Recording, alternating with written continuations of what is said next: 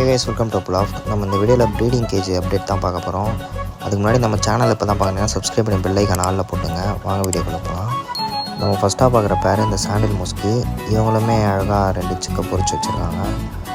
அடுத்து வந்து நம்ம கர்ண பேர். இவங்களுமே அழகாக 2 சிக்கை பொறிச்சிருக்காங்க. அடுத்து பார்க்க போகிறது நம்ம பிளாக் மொஸ்கி. இந்த மொஸ்கி நம்ம எடுக்கும் போதே ஃபீட் பண்ணிட்டு இருந்துச்சு சிக்ஸ்க்கு. இவங்களுமே 2 சிக்கை பொறிச்சிருக்காங்க.